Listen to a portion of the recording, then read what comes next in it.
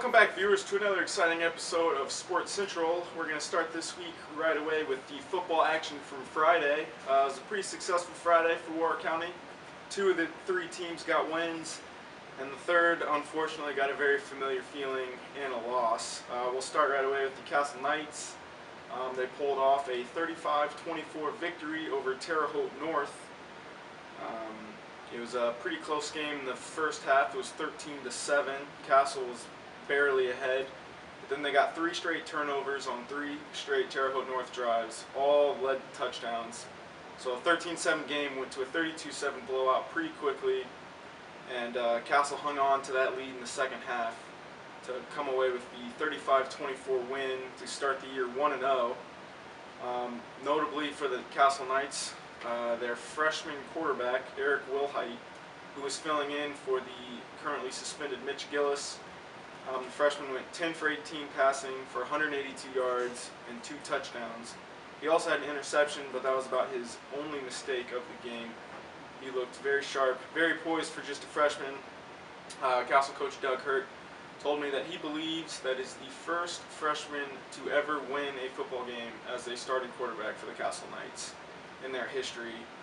Pretty impressive thing to say right there. Congratulations to Eric Wilhite. Nice job by the Castle Knights to pick up a win.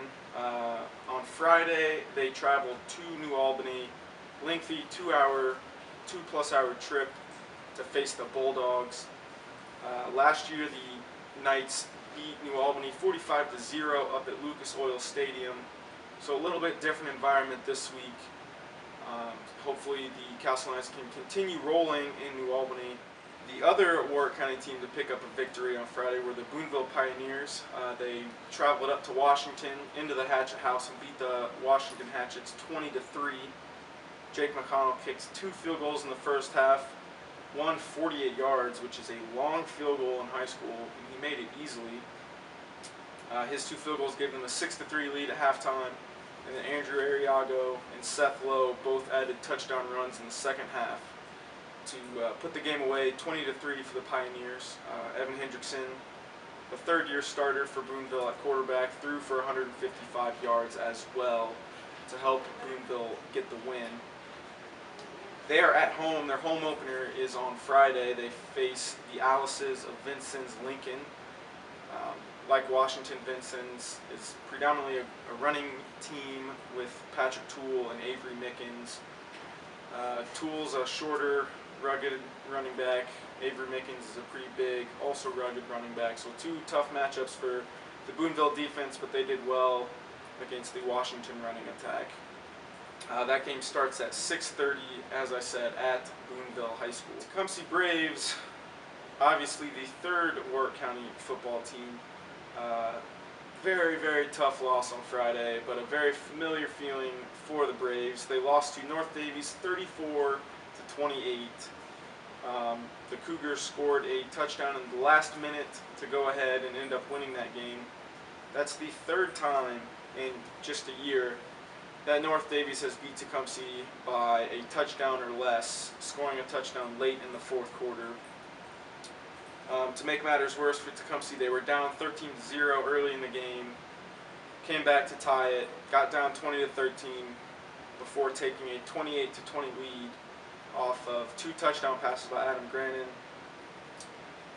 But then all of a sudden, late in the fourth quarter, with a 28-26 lead, everything kind of fell apart. The dynamite just boom. Unfortunately, Adam Grannon fumbled, which led to North Davies getting the ball back, and they marched down, punched in a touchdown to go ahead 34-28, and then the Cougars picked off an Adam Grannon pass to pretty much end the game. That loss has got to feel like a Mike Tyson punch right to the stomach for Tecumseh. They're feeling pretty good going into this year, really thought they were going to pull out that win, and instead they have a third devastating loss to the Cougars. Hopefully Tecumseh can get back on track on Friday. They go to Oakland City to face their longtime rival Wood Memorial. Tecumseh hammered them last year 34-6. And Wood Memorial's coming off a loss to Princeton and that was Princeton's first win since 2009. They'd lost 29 straight games, so that bodes well for Tecumseh. But Wood Memorial does have their best player back from last year, Sam Trader, who ran for a lot of yards on Tecumseh. So it's not going to be an easy game by no means, but you have to think Tecumseh's favored to pick up their first win of the year against Wood Memorial on Friday. And in other sports action, last night the Castle Knights rolled over Tecumseh in volleyball in a Warwick County showdown. The Knights won 25-14, 25-18, and then 25-23 on their home court.